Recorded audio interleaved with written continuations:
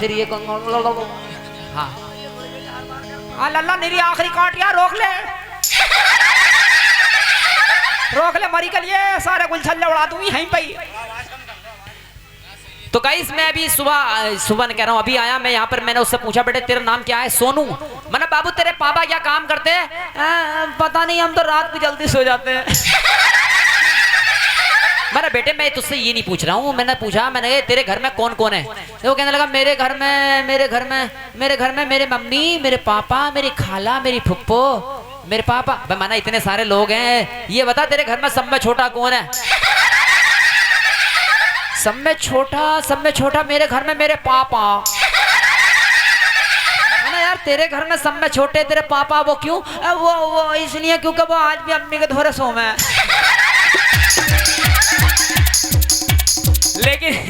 लेकिन भैया बड़े अच्छे बच्चे हैं फरीदपुर के, अल्लाह ताला सलामत रखे।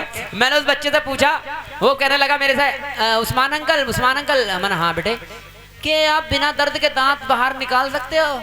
मैंने बिना दर्द के दांत बाहर निकालना तो यार बहुत मुश्किल बात है, थोड़ा बहुत तो दर्द होता है। वो कहने लगा मैं बिना दर्द के दांत बाहर निकाल दूंगा। मैंने निकाल के दिखा।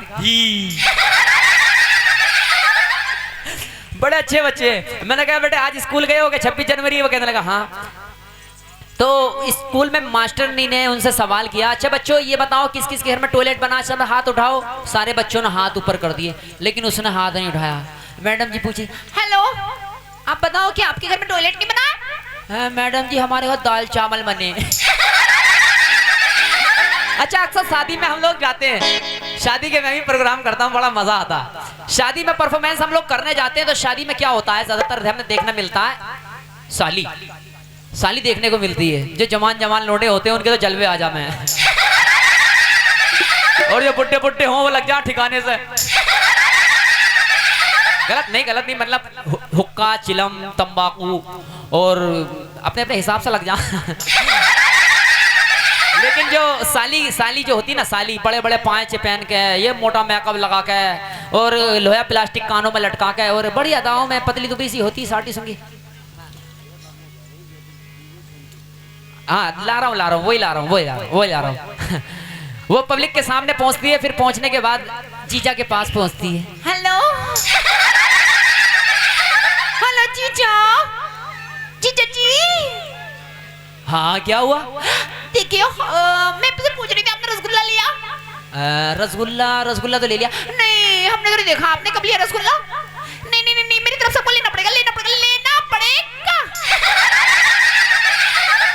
अब उसने रसगुल्ला लिया भी ना होगा तो भी उसे लेना पड़ जा।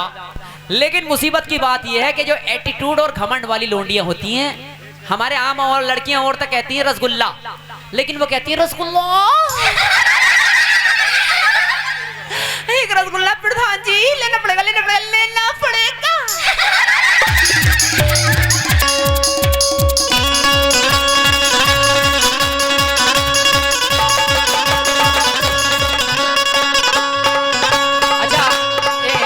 एक बात और याद आ गई मुझे, बड़ी हंसी की है यार।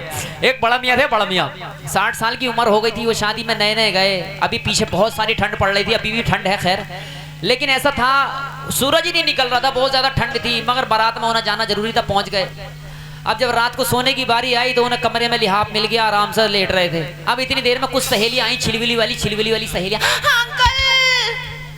अंकल हम आज ना हम अंताक्षरी खेलेंगे, तो आप प्लीज ऐसा करो, आप बाजू वाले रूम में जाके सो जाओ। यहाँ वसीमा खाला, नसीमा आंटी, हम सबकी सबने सारी सहेलियां यहाँ पे अंताक्षरी खेलेंगे, तो आप प्लीज देखो वहाँ चले जाओ ना।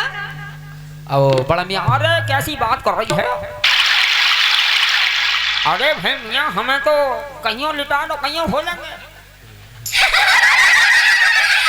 अरे होने की तो बात है, यहाँ रात गुजार ले, वहाँ गुजार ले। मुसीबत की बात ये थी कि गरमाई जो होती ना बड़ी मुश्किल से आती ठंड में, वो गरमाई आई थी, फिर वो दूसरे रूम में चले गए।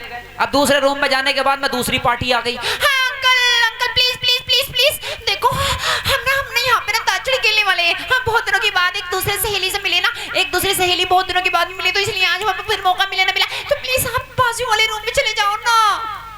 बड़ा मियाँ फिर बेवकूफ यार, अरे भाई हम क्या करें, ये रूम ही बदलवाते रहेंगे। चलो ठीक है उस वाले में चले जाओ। मैं अब इसी तरीके से फिर दूसरा रैम चेंज करा, इसी तरीके से उन्होंने 6-7 रूम चेंज कर लिए।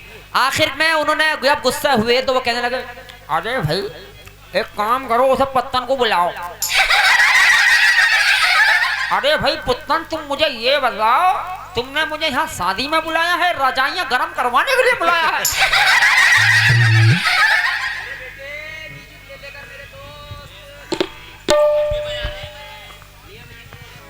बारिश आ रही है यार, कुछ तड़कता भड़कता नहीं है। हाँ तो कवाल साहब रेडी हैं?